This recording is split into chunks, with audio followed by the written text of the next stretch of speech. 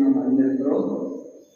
ஜெபிக்கலாம். இந்த நாளிலே தேவனுடைய ஆலோசனைக்காய் காத்திருப்போம். அதை நோக்கி பார்ப்போம்.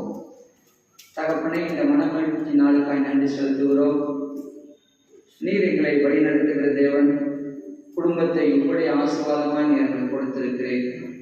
இந்த நாளிலும் நாங்கள் பெற்றுக்கொண்ட அந்த குடும்பம் எப்படி வேதத்தின்படி ஆசீர்வாதமாய் விளங்க வேண்டும் என்று சொல்லி கற்றுக்கொள்ள காத்திருக்கிறோம். எனக்கு வந்திருக்கிற அன்பு பிள்ளைகளுக்கு இந்த வார்த்தையை ஆசீர்வதித்தாங்க.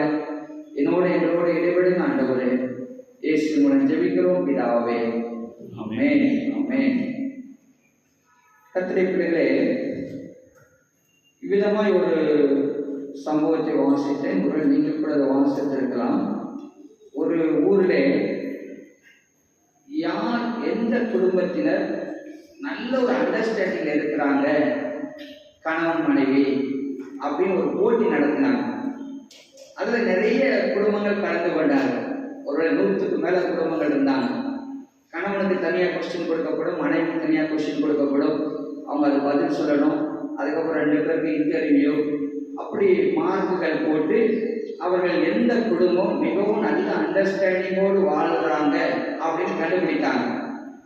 அப்படி பார்த்தீங்கன்னா அவருடைய முடிவு பார்த்தீங்கன்னா, அந்த போட்டிக்கு வரும்போதே ஒரு குடும்பம் சண்டை போட்டு தான் உள்ள வந்தாங்க. கணவன் மனைவி ஒரே சண்டை. அந்த சண்டையோடு அவங்க உட்கார்ந்தாங்க. போட்டி முடிஞ்சிச்சு.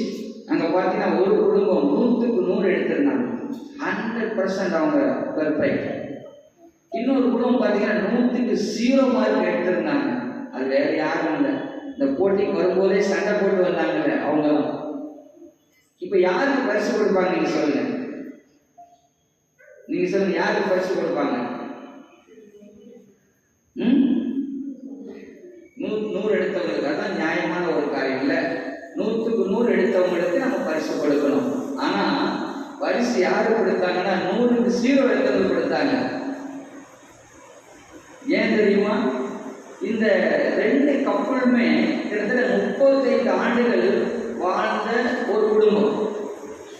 இந்த பெர்ஃபெக்டான குடும்பம் பார்த்தீங்கன்னா 35 ஆண்டுகள் நல்ல அண்டர்ஸ்டாண்டிங்கோட வாழ்ந்துருக்காங்க. ஆனால் இந்த 100க்கு 0 எடுத்த குடும்பம் 35 ஆண்டுகள், ஆனால் அண்டர்ஸ்டாண்டிங்கே இல்லை. ஆனால் என்ன செஞ்சிருக்காங்க சொல்லுங்க? சேர்ந்து வாழ்ந்துருக்காங்க. எப்படி? அண்டர்ஸ்டாண்டிங்கோட வாழ்றது எளிது, அண்டர்ஸ்டாண்டிங்கே இல்லாம சேர்ந்து வாழ்றதா என்னது சாதனை அப்படின்னு சொல்லி 100க்கு 0 எடுத்த அந்த குடும்பத்துக்கு தான் பரிசு கொடுத்தாங்க. யோசித்து பாருங்க. நாம நினைக்கிறோம் எனக்கு கணவனுக்கு அண்டர்ஸ்டாண்டிங்கே இல்லை. அப்படி கிடையாது. வேதத்தில் பார்த்தீங்கன்னா ஒரு பெர்ஃபெக்ட் ஃபேமிலி கூட கிடையாது. இங்க யாராச்சும் பெர்ஃபெக்ட் ஃபேமிலி இருக்கிறீங்களா? அப்படி நினைச்சீங்கன்னா நீங்க வளரவே இல்லைன்னு அர்த்தம். நான் பெர்ஃபெக்ட் ஃபேமிலி கிடையாது. சரியா? எப்படி ஒரு இன்ஜினோ இது இந்த ஃபேன் எதுனாலும் சுத்தணும்னா ஓடணும்னா ஃப்ரிக்ஷன்ஸ் இருக்குது. அந்த ஃப்ரிக்ஷன்ஸ் இருந்தால்தான் அது செயல்பட முடியும். மிஸ் அண்டர்ஸ்டாண்டிங் வரணும், அப்போதான் வளர ஆரம்பிக்கும். ஒவ்வொரு காரியமும் டெஸ்டிங். இதை அவருக்கு பிடிக்கல, இதை அவளுக்கு பிடிக்கல, அப்படி பார்த்து நாம் என்ன செய்கிறோம்? குடும்ப உறவிலே நாம் வளர்கிறோம். எனவே கர்த்தருடைய பிள்ளைகளே, சேர்ந்து வாழ்வது என்பது எளிதான ஒரு காரியம் அல்ல. அதனுடைய சாதனையாளர்களாய் நாம் வாழும்படியாய் தேவன் விரும்புகிறார். இப்படி எழுதியிருக்கிறேன். God considers the family not just important but sacred. ஆண்டவர் ஒரு குடும்பத்துக்கு முக்கியமானதா மட்டும் கருதல, குடும்பத்தை ஒரு புனிதமானதாய் கருதுகிறார். இந்த ஆலயம் ஒரு புனிதம் மாதிரி நினைச்சுக்கோங்களேன். அப்படி ஒரு பரிசுத்தமாய் குடும்பத்தை அவர் நினைவு கூறுகிறார். தேவன் குடும்பத்தை ஒரு சபையை உண்டாக்குறதுக்கு முன்னாடி, ஒரு அரசாங்கத்தை உண்டாக்குறதுக்கு முன்னாடி, இந்த ராஜ்யங்களுடைய சட்டத்தை உண்டாக்குறதுக்கு முன்னாடி குடும்பத்தை தான் முதல்ல உண்டாக்கினார். எனவே God's first priority was the family. God created Eve not as an assistant but as a partner and suitable companion to Adam. ஆண்டவர் ஏவாளை உதவியாளராக அல்ல, கூட்டாளியாக, பங்குதாரராக மற்றும் பொருத்தமான துணையாக கொடுத்தார். எனவே குடும்ப வாழ்க்கையில் பார்த்தீங்கன்னா இது ஈக்குவல் ஷேர். உயர்ந்தவன் தாழ்ந்தவனுக்கு இடமே இல்லை, ஈக்குவல் பார்ட்னர். ஆண்டவர் அப்படித்தான் அதை படித்திருக்கிறார். தேவனும் கூட பார்த்தீங்கன்னா அவர் தன்னை நமக்கு அறிமுகப்படுத்தும் போது வேதத்தில் நிறைய குடும்பத்தில் உள்ள உறவுகளை பயன்படுத்துகிறார். உதாரணத்துக்கு, நான் உனக்கு அப்பா அப்படிங்கிறார், நீ என் பிள்ளை அப்படிங்கிறார், நீ என் மனவாட்டி என்கிறார், தன்னை மனவாளன் என்கிறார், இல்லை நான் மூத்த அண்ணன் என்று சொல்கிறார், நான் உங்களுக்கு நண்பர் என்று சொல்கிறார். யோசித்து பாருங்கள், ஒரு கடவுள் எல்லாவற்றையும் படைத்த தேவன் நம்மோடு கூட உறவை உண்டாக்கிக் கொள்வதற்கு குடும்பத்தின் உறவுகளை பயன்படுத்துகிறார். அப்படி என்று சொன்னால் குடும்ப உறவு எவ்வளவு முக்கியம் பாருங்கள். மத்தேயு 6:9 சொல்கிறார், நீங்கள் ஜெபம் பண்ண வேண்டிய விதமாவது, பரமண்டலில் இருக்கிற எங்கள் தகப்பனே பிதாவே. அடுத்து சங்கீதம் 65 சொல்றாரு, நம்முடைய பசுத்த வாசஸ்தலத்தில் இருக்கிற தேவன் திக்கற்ற பிள்ளைகளுக்கு தகப்பனும் விதைகளுக்கு நியாய விசாரிக்கிறவராக இருக்கிறார். கடவுள் நாம் புரிந்து கொள்ளும்படியாய் நம்மோடு கூட உறவை உண்டாக அவர் தன்னை தகப்பன் என்று சொல்கிறார், நியாயத்திற்கு என்று சொல்கிறார், நம்மை குமாரன் குமாரதி என்று அழைக்கிறார். எனவே இந்த தேவன் நம்மை மணவாளனாக அவர் தன்னை வைத்துக் கொண்டு நம்மை மனைவாட்டி என்கிறார். என குடும்ப உறவின் மூலமாய் கடவுள் நம்மோடு கூட உறவை உண்டாக விரும்புகிறார். அடுத்து பார்த்தீங்கன்னா, தேவன் தன்னுடைய திட்டங்களையும் ஆசீர்வாதங்களையும் குடும்பத்தின் வாயிலாக நிறைவேற்றுகிறார். உங்களுக்கு தெரியும், ஆதியாகமம் 12 ஆபிரகாம்கிட்ட சொல்கிறார், உனக்குள் பூமியில் உள்ள வம்சங்கள் எல்லாம் ஆசீர்வதிக்கப்படும் அப்படிங்கிறார். இயேசுவும் ஒரு குடும்பத்தின் வழியாக அந்த பூமியிலே வந்ததை நாம் அறிந்திருக்கிறோம். God uses family to reflect His nature. கடவுள் குடும்பத்தை கடவுளுடைய அந்த குணாதிசயங்களை வெளிப்படுத்துவதற்கு பயன்படுத்துகிறார். பார்த்தீங்கன்னா, அவர் தன்னுடைய அந்த குணாதிசயங்களை, இந்த ட்ரினிட்டேரியன் கான்செப்ட் சொல்லலாம், பிதா குமாரன் பரிசுத்த ஆவியானவர், அவர்கள் மூவரும் ஒருவராய் பார்த்தீங்கன்னா, அந்த பிதா குமாரன் பரிசுத்த ஆவியானவர் இவர்கள் மூவரும் அன்பிலும் ஐக்கியத்திலும் ஒருமைப்பாட்டில் இருக்கிற மாதிரி நம்மையும் கடவுள் ஒரு குடும்பத்தை அவர்களைப் போல ஒரு ஒருமைப்பாட்டிலும் அன்பிலும் ஒரு கட்டப்பட்ட ஒரு நல்ல ஒரு குடும்பமாக ஆக்க விரும்புகிறார். இங்கே குடும்பம் கடவுளை வெளிப்படுத்துகிற கண்ணாடி என்று நான் சொன்னேன். Husbands love mirrors Christ. கணவனுடைய அன்பு அங்கே கிறிஸ்துவுடைய அன்பை வெளிப்படுத்துகிற ஒரு கண்ணாடியாக வேதம் சொல்கிறது. அதே போல் wife response mirrors the church. மனைவியுடைய பதில் அன்புக்கு மறுமொழி சபையை வெளிப்படுத்துகிற ஒரு கண்ணாடி. மனைவி அங்கே சபையோடு ஒப்பிடப்படுகிறது. அடுத்து children reflects discipleship and inheritance. பிள்ளைகள் பார்த்தீங்கன்னா சபையுடைய சீர்திருத்தத்தையும் பரம்பரத்துவத்தையும், அதாவது இன்ஹெரிட்டன்ஸ் வெளிப்படுத்துகிற ஒரு கண்ணாடியாக இருக்கிறது. ஸோ கணவன் கடவுளுடைய அன்பை வெளிப்படுத்தணும், மனைவி சபையுடைய ஒரு ஐக்கியத்தை வெளிப்படுத்தணும், பிள்ளைகள் கடவுளுடைய இன்ஹெரிட்டன்ஸாக அவர் கொடுக்கிற அந்த பரம்பரத்துவத்தை வெளிப்படுத்துவதாக பிள்ளைகளை வேதம் காட்டுகிறது. பிள்ளைகளுக்கு நன்றாய் தெரிந்து கொள்ளுங்கள், பிள்ளைகளுக்கு முதல் சபை எது சொன்னால் குடும்பம் தான்.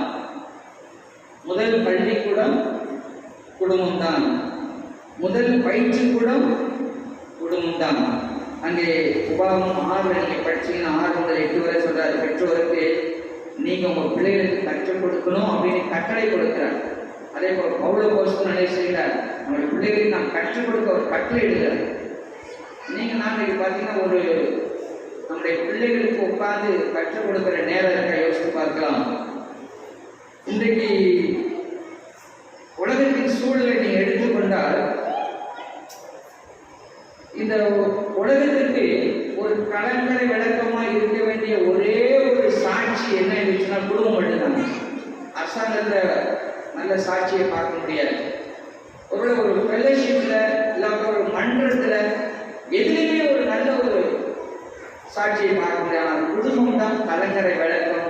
இந்த பூமிக்கு நல்ல சாட்சியை கொண்டு வர பரப்புவதற்கு உருவாக்குவதற்கு குடும்பம் மட்டும்தான் கலங்கரை விளக்கம். கத்துடைய பிள்ளைகளே, இந்த குழம்பி இருக்கிற சூழல் பார்த்தீங்கன்னா இன்றைக்கு நிறைய விவாகரத்துகள், கிளர்ச்சி என்று சொல்லும் பொழுது சீக்கிங் ஆஃப்டர் ப்ளஷர், கலகம், எதிர்ப்பு, துஷ்பிரயோகம், மோசடி, ஃப்ராடு, பாலின குழப்பம். அவன் ஆம்பளையா பொம்பளையா அவனுக்கு தெரியல, நான் ஆம்பளையை கல்யாணம் பண்ணணும் பொம்பளையை கல்யாணம் பண்ணணும்னு தெரியல, பாலின அடையாள கோளாறுகள், இப்படி நிறைந்துள்ள உலகத்திலே தேவனுடைய திட்டம் என்னன்னு சொன்னால் எல்லா குழப்பத்துக்கு ஒரு பதிலாக தேவன் தெரிந்து கொண்டது என்னன்னு சொன்னால் குடும்பம். நிறைய பேர் நம்ம டேக் ஃபார் கிராண்டட், அவர் ஃபேமிலி ஒரு ஏதோ கிடைச்சிருக்கமா எடுத்துக்கொள்கிறோம். இல்லை, தேவனுடைய முதன்மையான ஃபண்டமெண்டல் ஃபவுண்டேஷனல் இன்ஸ்டிடியூஷன் என்று சொன்னால் குடும்பம். எனவே கத்திரிப்படையிலே அந்த குடும்பம் கடவுளுடைய முக்கியமான அமைப்பாக இருக்கிறது. அதை நீங்கள் நான் உணர வேண்டும். அடுத்து குடும்பத்திலே கத்திரிப்படையிலே அன்பு கற்றுக் கற்றுக்கொள்ளப்படுகிறது. விசுவாசம் அடுத்த தலைமுறைக்கு கற்றுக் கொடுக்கப்படுகிறது, கடத்தப்படுகிறது. அடுத்து குடும்பத்தில் தான் குணாதிசயம் உருவாக்கப்படுகிறது. குடும்பத்தில் தான் தேவ சாயல் வெளிப்படுகிறது. இவ்விதமாக எழுதியிருக்கிற families where love is learned, faith is passed on, character is formed, God's image is released என்று சொல்லி குடும்பத்தை குறித்து விதமாக நம்ம ஜெனரலா இப்போ நம்ம பார்த்தோம். கணவன் மனைவி எப்படி கடவுளுடைய அன்பு குடும்பத்தின் மீது என்று சொல்லி வேதத்திலிருந்து சில ஆலோசனைகள். முதலாவது பார்த்தீங்கன்னா குடும்பத்தை மேலோங்கி இருக்க வேண்டிய முதல் ஆலோசனை என்னன்னு சொன்னால், குடும்பம் எப்பொழுதும் தேவனுடைய நேரத்திற்காய் காத்திருக்கணும். விஷயங்களை நாம கையில் எடுத்து நம்முடைய இஷ்டம் போல குடும்பத்திலே காரியங்களை செய்யக்கூடாது. தேவனுடைய நேரத்திற்காக தேவனை தேடுகிற ஒரு குடும்பம் தேவனுடைய நேரத்திற்காக காத்திருக்கணும், அவசரப்படக்கூடாது. உங்களுக்கு நல்லா தெரியும் ஆபரகம் இல்லை, நீங்க வீட்டை படிங்க, ஆதியாகமும் 16 அதிகாரத்தில் சம்பவம் இருக்கிறது. அங்கே 84 வயசு ஆகி போச்சு. ஆபரகம் இன்னும் குழந்தை இல்லை. என்ன நினைக்கிறார் சாரா, இன்னைக்கு இந்த மாதிரி எனக்கு குழந்தை பிறக்காது. அவங்க உதரப்போக்கு நின்று போச்சு. இந்த ஆகார் வேலைக்காரியை மறுமனை ஆகியாக கொடுத்து விடுகிறார். கடவுளுடைய சித்தத்தை தங்கள் கரங்களில் எடுத்து ஷார்ட்கட்ல போனனால வந்த விளைவுதான் இன்றைக்கு வரைக்கும் அனுபவிக்கும். கடவுளுடைய காரியங்களை தங்களுடைய கரங்களில் அவசரப்பட்டு எடுத்துக்கொண்டதை விளைவு. ஆனால் தேவன் பார்த்தீங்கன்னா அவர் தன்னுடைய திட்டத்தை குடும்பத்தின் மூலமாக தான் நிறைவேற்றணும். அவர் 100வது வயதிலே அவர் திட்டத்தின்படி ஈசாக்கை தேவன் அவருக்கு கொடுத்தார். எனவே தேவ திட்டம் நம்முடைய குடும்பத்தில் இருக்கிறது மறந்து போக வேண்டாம். பொறுமையாக தேவனது நேரத்திற்காய் காத்திருக்கணும். அன்பு தேவ பிள்ளைகளே, ஒருவேளை நீங்கள் செய்யலாம், வீடு கட்டுறது, வரன் தேடுறது, எல்லாவற்ற வேலை வாய்ப்புகள், பிள்ளைகளுடைய கல்வி, எதுவும் அங்கே இருப்பினும் கத்திரை பிள்ளைகளே நீங்கள் தேவனுடைய திட்டத்தின்படி காத்திருந்து செய்யுங்க. நீங்கள் தேவனுடைய திட்டத்தின்படி செய்வதனாலே தேவன் அதில் தலையிட்டு அவருடைய எல்லா பரலோகத்தின் காரியங்களையும் திட்டங்களையும் ஆசீர்வாதங்களையும் ஒரு குடும்பத்தின் மூலமாக நிறைவேற்றுவார். இரண்டாவது குடும்பத்தை நான் இந்த நாளில் சொல்கிற ஆலோசனை என்று சொன்னால், மன்னிப்பு எப்பொழுதும் குடும்பத்தில் மேலோங்கி இருக்கணும். குடும்பத்தில் எப்பொழுதும் மன்னிப்பு என்பது மேலோங்கி இருக்கணும். கத்திரை பிள்ளைகளை சில உறவினர்கள் செய்த காரியம் நம்மளால் மன்னிக்க முடியாது. சிலருடைய துரோகங்களை நாம் மன்னிக்க முடியாது. பிள்ளைகளுடைய துஷ்ட தன்மை மன்னிக்கப்பட முடியாத சில காரியங்கள் இருக்கலாம். ஆனால் குடும்பத்தில் ஜெனரலாக இருக்கக்கூடிய இரண்டாவது ப்ரையாரிட்டி என்னன்னு சொன்னால் மன்னிக்கிற தன்மை. இந்த மன்னிக்கிற காரியம் நம்முடைய குடும்பத்தில் மேலோங்கி இருக்க வேண்டும். அப்பொழுது அந்த குடும்பம் கட்டப்படும், ஆசீர்வாதத்தை பெற்றுக்கொள்ளும். கர்த்தருடைய பிள்ளைகளே, மன்னித்தால்தான் உறவு வளரும். மன்னிக்காவிட்டால் உறவு துண்டிக்கப்படும். பார்த்தீங்கன்னா உங்களுக்கு வேறு நல்ல ஆலோசனையான யோசேப்பு தான் இல்லை. யோசேப்புடைய கஷ்டங்கள் நீங்கள் ஆதியாகமம் 37 அதிகாரம் படிங்க, 50 அதிகாரம் படிக்கலாம். அவன் பார்த்தீங்கன்னா அவன் வெறுக்கப்படுகிறான், அவன் மிஸ்ட்ரீட்டட், அடுத்து துன்புறுத்தப்படுகிறான், அடிக்கிறாங்க, குழியில் தள்ளுறாங்க, வித்து போட்டாங்க. அந்த சின்ன வயசுல அப்பா விட்டு அவனை பிரிக்கிறாங்க. எவ்வளோ கஷ்டமா இருக்குல்ல. பிள்ளைங்களை நீங்களாம் போர்டிங்கில் போட்டு பார்த்தா தான் தெரியும், அந்த பிள்ளைங்க எப்படி நடுங்கிறாங்க, பிள்ளைகள் பிரிக்கப்படும் பொழுது அவர் எவ்விதமாக அந்த உணர்வுகள் பாதிக்கப்படுது என்று சொல்லி. என் மூத்த மகனும் ஹாஸ்டல்லாம் ஃபுல்லாக படித்தாங்க, மத்திய பிரதேசம் போனதுனால. பிள்ளைகளே, இப்படிப்பட்ட கஷ்டம் இந்த யோசேப்புக்கு வந்துச்சு. ஆனா வேதம் சொல்கிறது, இந்த யோசேப்பு தன் சகோதரை மன்னித்து அவன் சொல்றான் பாருங்க, ஐயா இது நீ எனக்கு தீமை செஞ்ச மாதிரி நினைக்கலாம், ஆனா இது கடவுளுடைய திட்டமா இருந்துச்சுப்பா, அதை பெருசுப்படுத்தாதீங்கன்னு சொல்லுகிறாங்க. ஒரு நான் அந்த இடத்துல இருந்த எப்படி என் சகோதரை மன்னித்திருப்பேன், நீங்க ஒவ்வொருத்தரும் யோசித்து பாருங்க. அப்புறம் அங்க யாக்கோபு மறிச்சிடுற மறுபடியும் அண்ணன் பயம் வந்துச்சு, ஐயோ அப்பா செத்துட்டாரு, நம்மளை இவங்களை வச்சு நினைச்சிடான், நம்ம நிறைய கஷ்டம் கொடுக்க போறான் யோசிப்பு நினைக்கிறாங்க. மறுபடியும் யோசிப்பு அண்ணன் சொல்றான், இல்லை நான் தீமையே செய்ய மாட்டேன்னு சொல்லி அந்த குடும்பங்கள் தடையும்படியாய், அந்த சகோதரிய குடும்பங்கள் வாழும்படியாய் செய்தான் அந்த யோசிப்பு. இந்த இடத்துல மன்னிச்சு விட்டுருவோம், ஆனா அவங்க வாழணும், அவங்க நல்லா இருக்கணும் அவங்க நினைக்க முடிகிறது இல்லை. குடும்பத்தில் இரண்டாவது இருக்கக்கூடிய மேலோங்கி இருக்கக்கூடிய ஒரு நல்ல பண்பை நினைச்சுனால் மன்னிக்கிற தன்மை. கணவன் மனைவியை மன்னிக்கணும், மனைவி கணவனை மன்னிக்கணும், பிள்ளைகளை மன்னிக்கணும், சில உறவினர்களை மன்னிக்கணும், சில காரியங்களை நாம் மன்னிக்கும் பொழுதுதான் உறவுகள் வளரும். என் அன்பு தேவ பிள்ளைகளே, family members must be quick to forgive and seek reconciliation just like Joseph. இந்த யோசேப்பை போல உடனே மன்னித்து உறவுகளை உண்டாக்கிக் கொள்ள ஆண்டவர் எதிர்பார்க்கிறார். மன்னிக்கிற குடும்பத்திலே உறவுகள் வளரும், மன்னியாத குடும்பத்திலே உறவுகள் துண்டிக்கப்படும். மூன்றாவது, குடும்பத்திலே மேலோங்கி இருக்க வேண்டிய குணாதிசயம் என்னென்னு சொன்னால், உண்மையுள்ள புரிந்து கொள்கிற கணவன் மனைவியாக பெற்றோராக வாழணும். உண்மையுள்ள புரிந்து கொண்ட கணவன் மனைவியாக பெற்றோராய் இருக்கணும். தங்களை பிள்ளைகளே, இங்கே நான் வேதத்தில் சொல்ல விரும்புகிற காரியம் இந்த அன்னாள் எல்கானாலும் 1 சாமுவேலை நீங்கள் தேவை படிங்க, சரியா? 1 சாமுவேல் 1 அதிகாரம் 2 அதிகாரம் படிச்சீங்கன்னா நல்லா புரிந்து கொண்ட ஒரு கணவன் மனைவி நான் பார்க்கறது யாருன்னா இந்த எல்கானாவை அன்னாளே தான். இந்த எல்கானாவுக்கு இன்னொரு மனைவி இருக்கிறார். அவன் பேரு பெனினா. யாரும் கரெக்டாக சொல்லிட்டாங்க, வெரி குட். பெனினா வருஷந்தோறும் ஆலயத்துக்கு சென்று அந்த இடத்துல ஆலயத்தில் பலி செலுத்தி அதை அங்கே உட்காந்து சாப்பிட்டுட்டு அந்த நாட்டில் மகிழ்ச்சியாக கொண்டாடுவாங்க. கரெக்டாக அந்த நேரத்தை காத்திருப்பாங்க. அந்த பெனினா என்ன செய்யலாம், அவளை அவமானப்படுத்தி அவளை பேசி அவளை அழ வச்சு அந்த பண்டிகை காலத்தை துக்கமுள்ளதாய் மாற்றி விடுகிறார். வேதத்தில் அப்படிதான் எழுதப்பட்டது. அவள் உட்காந்து அழுகிறார் இந்த அண்ணா. அப்பொழுது அவன் கணவனை எப்படி சொல்றான் பாருங்க, 1 சாமுவேல் 1:8 1 சாமுவேல் 1:8, அண்ணாலே ஏன் அழுகிறாய், ஏன் சாப்பிட அழுகிறாய், ஏன் சஞ்சலப்படுகிறாய், 10 குமாரரை பார்க்க நான் உனக்கு அதிகம் அல்லவா? பாருங்க, ஒரு கணவன் எவ்விதமாய் தன் மனைவினா உனக்கு 10 பிள்ளைகள் எவ்வளவு மகிழ்ச்சி வரும், அதை விட நான் பெரிய சந்தோஷம் இல்லையா அவனுக்கு? பார்த்தீங்கன்னா அப்படிப்பட்ட ஒரு அண்டர்ஸ்டாண்டிங் அந்த குடும்பத்தில் இருக்கிறது. அதுக்கப்புறம் பார்த்தீங்கன்னா அண்ணாள் கடவுளுடைய ஜெபத்தின்படியாக கடவுள் சாமுவேல் குழந்தையை கொடுக்குறாரு. அந்த எல்கானா என் மனைவி திருமணம் பண்ணிட்டான். இப்போதான் ரொம்ப காலத்துக்கு அப்புறம் ஒரு ஆம்பளை பிள்ளை பிறக்குது. நம்ம எப்படி வளர்ப்போம் இல்லை, ஆனால் கடவுளுடைய கட்டளைப்படி தான் சொன்ன ஜெபத்தின்படி ஆலயத்தில் படி விட்டாங்க சாமுவேல். அதற்கு எல்கானாவும் சம்மதிப்பார். அதான் அதற்கு ஆசீர்வாதம். புரிந்து கொள்கிற உண்மையுள்ள ஒரு கணவன் மனைவியாக இருந்ததினாலே அன்னாளுடைய அந்த பொருத்தனைக்கு எல்கானாவும் அங்கே ஒத்து போகிறார். சாமுவேல் பிறகு தெரியும், ஒரு பெரிய தீர்க்கதரிசியானா என்று சொல்லி அது சாமுவேலுடைய பேக்ரவுண்ட் ஒரு கடையில் ஒன்றா நான் படித்தேன். ஆசாரியத்துவத்திற்கு தள்ளப்பட்ட ஒரு குடும்பம். ஆனால் அநேக சந்ததிகளுக்கு பின்பு மறுபடியும் இந்த சாமுவேல் அதில் சேர்த்து கொள்ளப்படுகிறார். அவருடைய திட்டம் இந்த சாமுவேல் மூலமாய் அவர் நியாயாதிபதியார். அப்புறம் இஸ்ரவேல் ஜனங்கள் நியாயம் தீர்த்தார். முதல் அரசனை அவன் தான் அபிஷேகம் பண்ணினான். தாவீதை அவன் தான் அபிஷேகம் பண்ணினான். பாருங்கள் கர்த்தருடைய பிள்ளைகளே, உண்மையுள்ள புரிந்து கொள்கிற கணவன் மனைவியாக இருக்கும் பொழுது என்னுடைய திட்டம் அந்த குடும்பங்களை வெளிப்படுகிறது. பெரிய ஆசீர்வாதங்கள் சமுதாயத்திற்கு நம்ம குடும்பத்திலிருந்து உண்டாகிறது கர்த்தருடைய பிள்ளைகளே. எனவே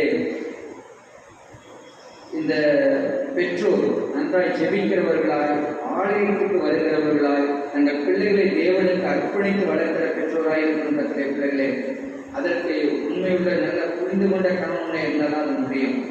அடுத்து நான் சொல்ல விரும்புகிற காரியம் சில ஆலோசனைகளே, பிள்ளைகளை ஆவிக்குரிய வாழ்க்கையை வளர்க்கிற பெற்றோராக இருங்க. பிள்ளைகளை ஆவிக்குரிய வாழ்க்கையை வளர்க்கிற பெற்றோர்களாக நீங்கள் இருக்கணும்.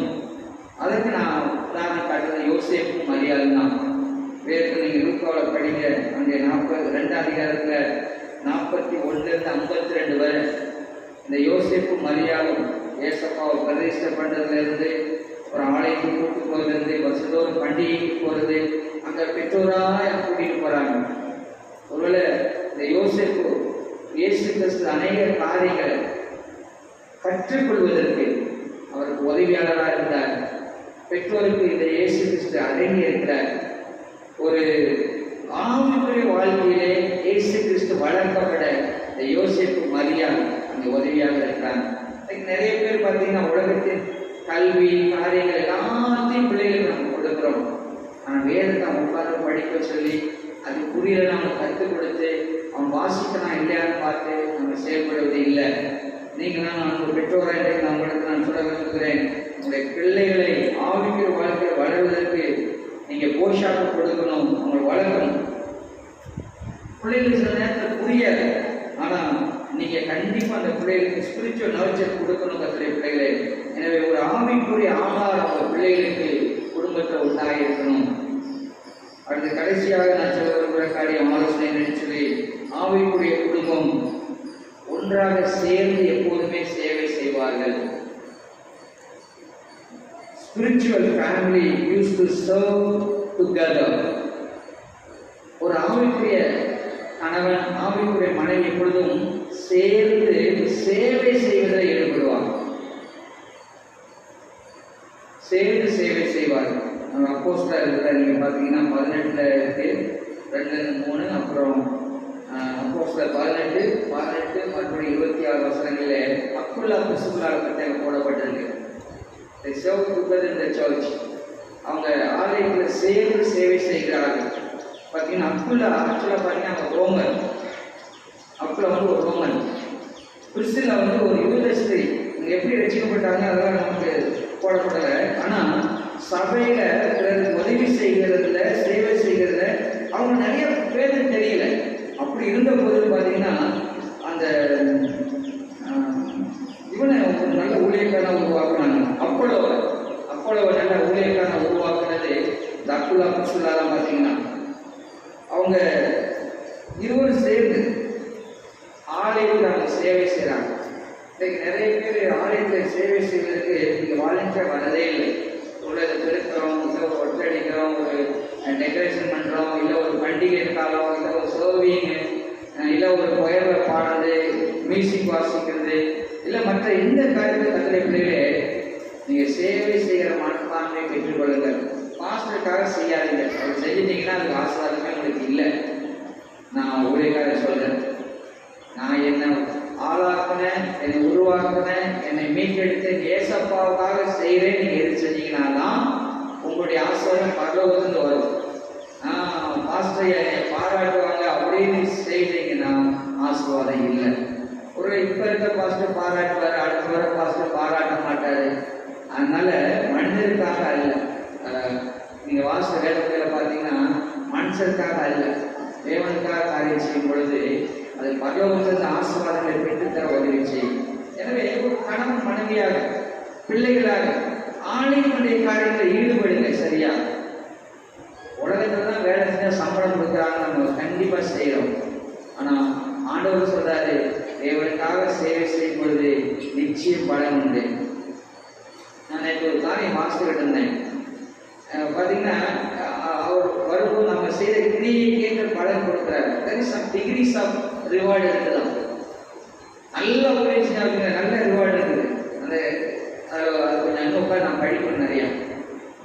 அதனால் நாம் செய்கிற எல்லா காரியத்திற்கும் தேவன் பதில் செய்கிறவராக இருக்கிறார். கணவன் மனைவியாக சேர்ந்து பிள்ளைகளாக சேர்ந்து ஆலயத்தில் சேவை பண்ணுங்க. என் பிள்ளைகளுக்கு அதை நான் சொல்லுவேன். உதாரணத்துக்கு இப்போ ஒரு சோபஸாக இருக்கட்டும், ஒரு ஸ்வீனாக இருக்கட்டும், ஆலயத்தின் காலத்தில் ஈடுபடுவதை நான் கட்டாயப்படுத்துவேன் ஆரம்பத்தில். இப்போ அவங்க வாலண்டியராக செய்கிறாங்க. ஆனால் உங்களுக்கு நேரம் இருந்து உங்களால் முடிஞ்சு நீங்கள் செய்யலைன்னா அது பாவம். நன்மை செய்ய அறிந்திருந்தும் அது செய்யாதிருந்தால் வேற என்ன சொல்லுது? அது பாவம், பாவம் என்று சொல்லப்பட்டிருக்கிறது. எனவே இந்த அக்குலா புருஷலா பார்த்தீங்கன்னா சேர்ந்து ஆடைகளை சேவை செய்கிறாங்க. Husband and wife should support each other in both spiritual and practical areas. எந்தெந்த முறையில் சரியா serve God together, ஆண்டவருக்காக சேர்ந்து உதவி செய்யுங்க, சேவை செய்யுங்க, டீமா செயல்படுங்க. கணவன் மனைவி பார்த்தீங்கன்னா குடும்பத்திலும் சபையிலும் ஈடுபாடு கொள்ளணும். நீங்கள் இதை மட்டும் எடுக்கலாம். வேற பகுதி மத்திய நற்செய்தின்னு ஒரு 5ஆம் அதிகாரம் நேரத்தில் இதை படிச்சுக்கோம்.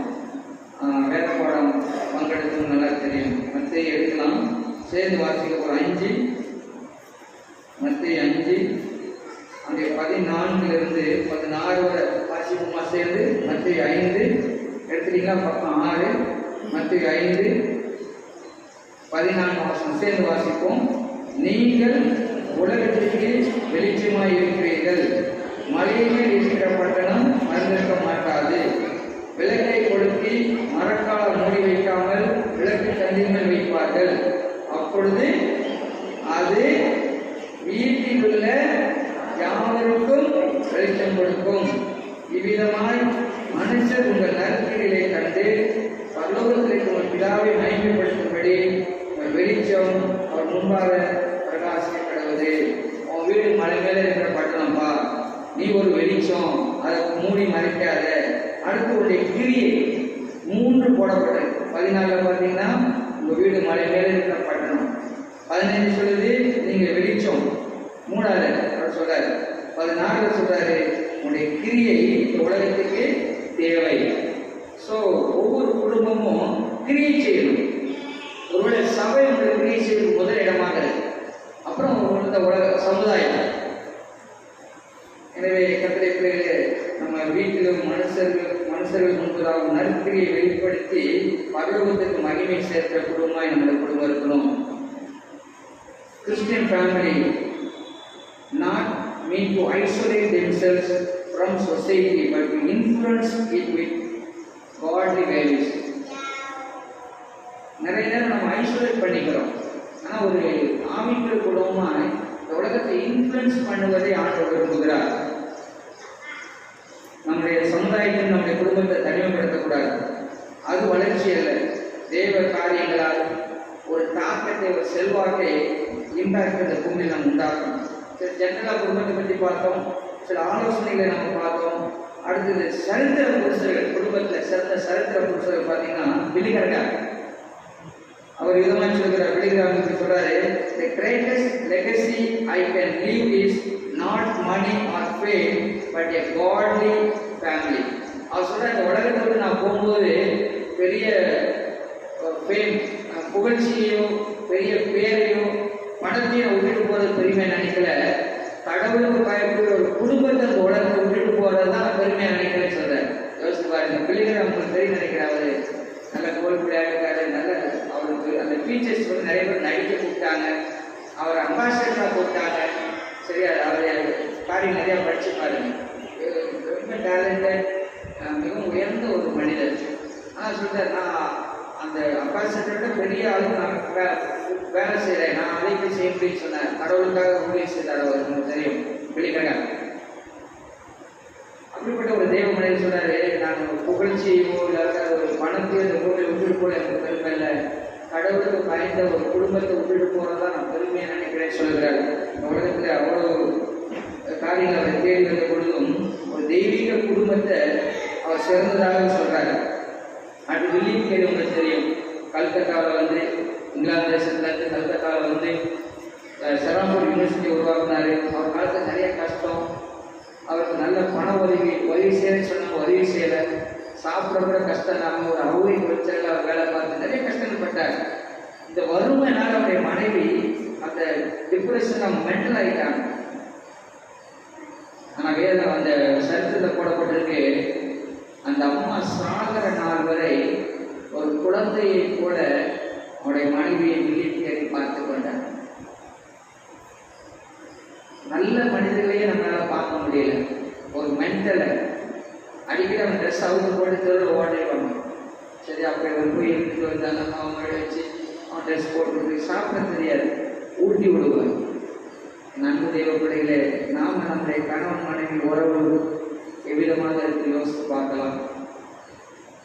ஊழியக்காரர் வில்லியம் கேரி பெரிய சாதனையாளர், சராப்பூர் யூனிவர்சிட்டியை உருவாக்கின மனிதர், மரண நாள் வரை தன் மனைவிக்கு ஊட்டி விட்டு அவளை ட்ரெஸ் பண்ணி ஒரு குழந்தையை போல பார்த்து கொண்டு அவருக்கு ஒரு நல்ல அமைதியான அந்த மரணத்துடைய கடத்தில் உதவி செய்த ஒரு தெய்வதாசன். நம்முடைய மனைவியை, நம்முடைய கணவனை, நம்முடைய பிள்ளைகளை விதமாக நான் நேசிக்கிற யோசித்து பாருங்கள். சுமித் நிதிஷ்வர் கேள்விப்பட்டிருக்கிறீங்க. 23 பேரை செத்தவங்க உயிரோடு எழுதின ஊழியக்காரர், பயங்கரமான அற்புதம் செய்கிறவர். ஒரு ஸ்டோரில் போய் நின்னா ஐயோ நான் பாவி நான் விழுவாங்க ஜனங்கள், ட்ரெயினில் ஏறினா அங்கே ஐயோ நான் பாவி விழுவாங்க. அப்படிப்பட்ட அபிஷேகத்தை நிறைந்து வழிந்த ஒரு தேவ மனிதர். ஆனால் ஆரம்பத்தில் பார்த்தீங்கன்னா அவர் பெரிய அவிசுவாசி, கோபக்காரர், முரடர், அவரோட பிளம்பர்.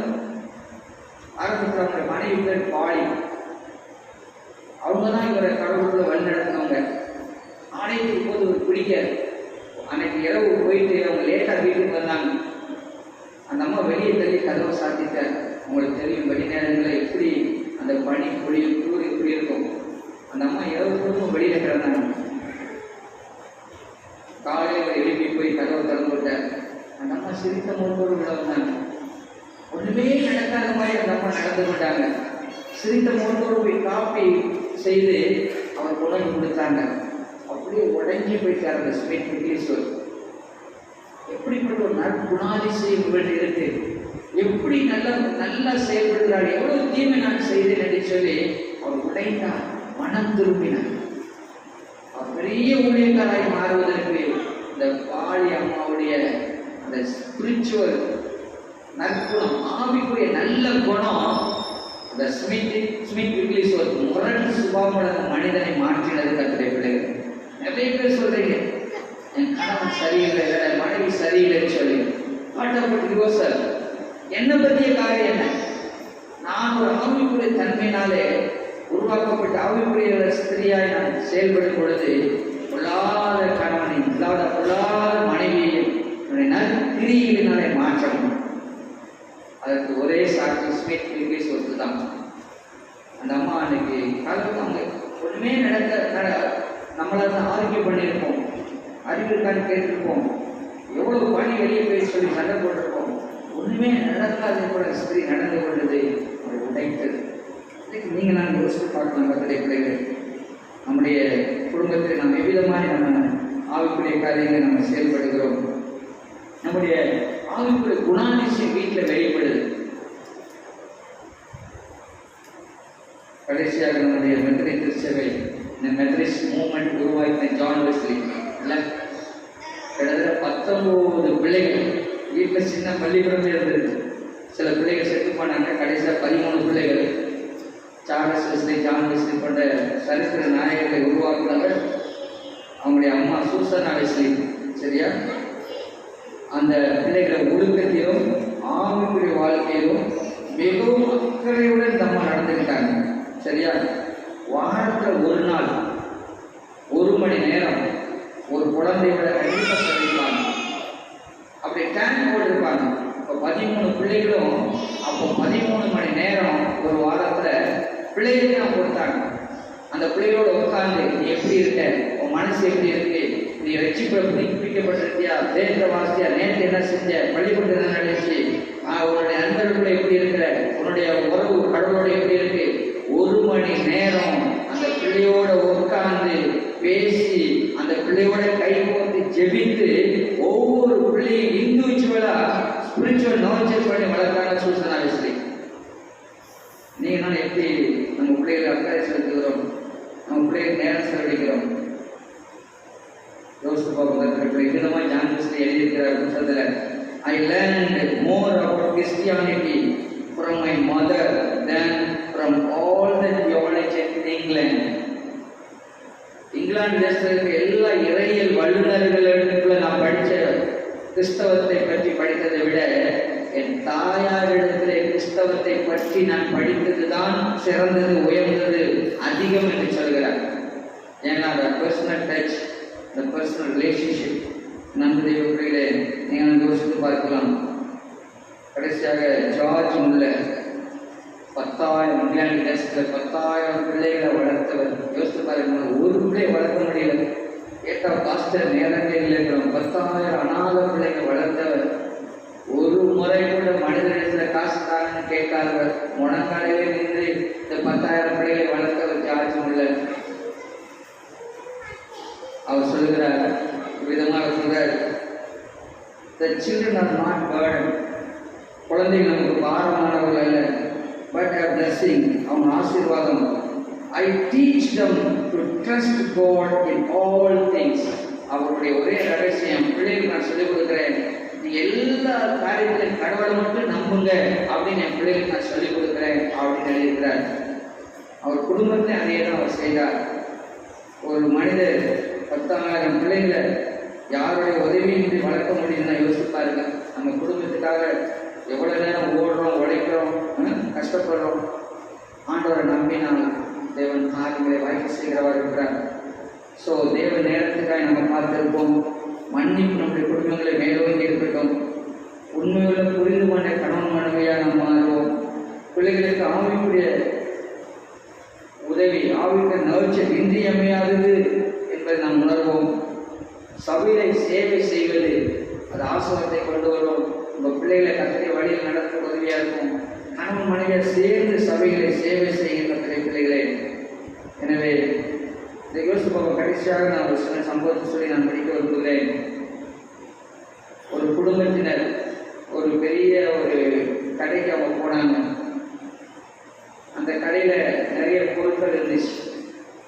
அதில் ஒரு பகுதியில் பார்த்தீங்கன்னா ரொம்ப விலையிலிருந்து அலங்கார பொருட்கள் இருந்துச்சு. அங்கே மேலே ஒரு பலகை எழுதி வச்சுருந்தாங்க, இதை யாராச்சும் தெரியாமல் உடைச்சிட்டிங்கன்னா அதுக்குரிய பணத்தை கட்டியே ஆகணும் அப்படின்னு எழுதப்பட்டுச்சு. இந்த பிரஜைகள் சொல்லுவாங்க, இந்த ரொம்ப உடைந்து போகக்கூடிய பொருட்கள். இப்படி இந்த குடும்பத்தினர் அப்படியே பார்த்துருக்கும் போது அந்த உடைய சுத்திக்கார மகன் என்ன பண்ணாரு, அங்கே போய் நின்றுருக்காரு, கவனிக்கல, பொருளை தட்டி விட்டாரு, அது உடனே போச்சு. அது கொஞ்சம் விலை கூடுன ஒரு பொருள். உடனே சூப்பர்வைசர் ஓடி வந்தார். அந்த மேலே இருக்க போர்டை காமிச்சார், இந்த பொருளை உடைத்தால் பணத்தை கட்டவும் அப்படின்னு எழுதி காமிச்சார். உடனே தகவனார் என்ன பண்ணியிருப்பாரு, ஐயோ நான் பண்ணலை அப்படின்னு விட்டுட்டு அவர் ஓடி இருந்தார். அந்த தகவனார், இது நான் செய்யல, நான் செய்யல, என் பையன் தான் செய்தான் அப்படின்னு சொல்லியிருப்பாரு. யோசிக்கிறீங்களா? அப்படி அவர் செய்யலை. அடுத்து கட்டுறதுக்கு பணம் அந்த பையன்கிட்ட இல்லை. அவன் சின்ன பையன், அவனுக்கு தெரியாது, அவன் உடைச்சிட்டான். ஆனால் கட்டுரை பிள்ளைகளே யோசித்து பார்ப்போம். நாம் தகப்பனதை என்ன பண்ணுவோம், நம்ம புள்ள பண்ண தப்புக்காக நாம் பணத்தை செலுத்தி அந்த பிள்ளையை நாம் என்ன செய்வோம், அந்த கஷ்டத்தை மீட்டுக் கொள்வோம். ஆமாம், இந்த குடும்பத்தில் கட்டுரை பிள்ளைகளே அந்த சிறு பிள்ளை தான் நாம. அந்த தகப்பன் தான் ஆண்டவராக இயேசு கிறிஸ்து. எப்பா செய்யாத, ஐயோ அதை தொடாத, அந்த வழியாக நீ போகாத, நீ போனேன்னா அந்த விளைவு உண்டாகும் ஆண்டவர் சொல்லி சொல்லி பார்த்தாள். நம்ம கேட்கல, நம்ம தப்பில் விழுந்துட்டோம். ஆனால் ஆண்டவராக இயேசு கிறிஸ்துவோ, நீ இது எனக்கு பொறுப்பு கிடையாது, விட்டுச்சு ஓடாம தன் ரத்தத்தை சிலுவிலை சிந்தி நாம் செய்த தவறுக்கான தண்டனை அவர் ஏற்றுக்கொண்டு அந்த விலைக்கரையும் செலுத்தி நம்ம மீட்டெடுத்திருக்கிறார். நாம கிறிஸ்து என்ற குடும்பத்தினுடைய ஒரு அங்கத்தினர்கள். கிரைஸ்ட் பேடி ஆல் அப்படின்னு சொல்லாம எல்லாவற்றையும் அவர் பே பண்ணிட்டார். 2000 வருஷத்துக்கு முன்னதாகவே என் வியாதியை சுகமாக்கிட்டார். 2000 வருஷத்துக்கு முன்னதாகவே என் சாபத்தை நீக்கிட்டார். ஆனா நான் தூக்கி வச்சிருக்கேன், யார் பண்ண போவோம் நான் இங்க சொல்றேன். 2000 வருஷத்துக்கு முன்னதாகவே